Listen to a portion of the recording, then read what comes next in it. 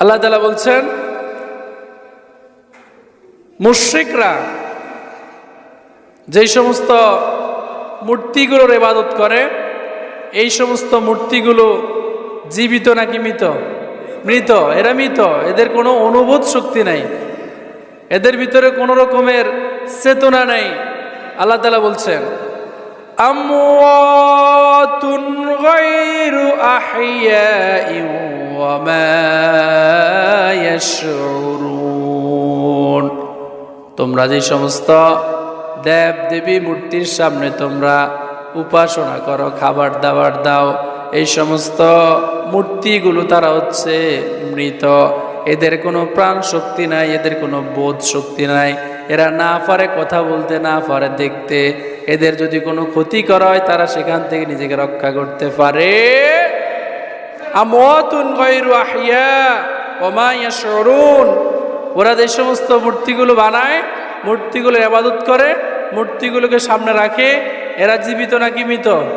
এরা কানেও শোনে না, চোখেও দেখে না, মানুষের কোনো উপকার করতে পারে না।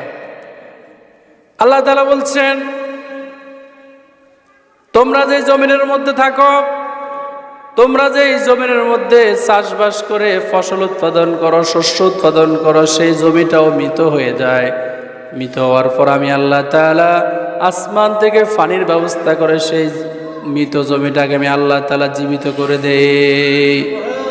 আল্লাহ তাআলা বলছেন, ওয়া আয়াতুল লাহুমুল আরদুল মাইতাতু আহইয়াইনাহা ওয়া আখরাজনা মিনহা হাব্বান ফামিনহু ইয়াকুলুন। কার কথা? আল্লাহ তাআলা বলেন, তোমাদের জন্য নিদর্শন হিসাবে আমি আল্লাহ তাআলা যে জমিন দিলাম, এই জমিনটা মৃত হয়ে যায়।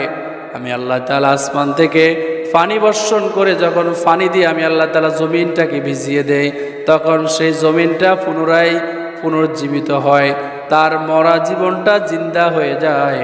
এরপর যখন তোমরা সেখানে কোনো বীজ রোপণ করো, কোনো গাছ লাগাও, সেই চারা গাছ থেকে আমি আল্লাহ তাআলা তোমাদেরকে শস্য দেই এবং সেই শস্য ফলমূল তোমরা রিজিক হিসাবে খেয়ে থাকো।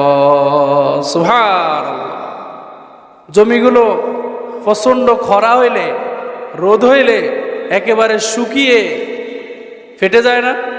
সেখানে যদি আপনি একটা বীজ রোপেন, সেখানে এই গাছ হবে? এই বীজটা পচে যাবে। সেখানে আমরা পানি দিয়ে চাষ করে যখন জমিটাকে উর্বর করি, জীবিত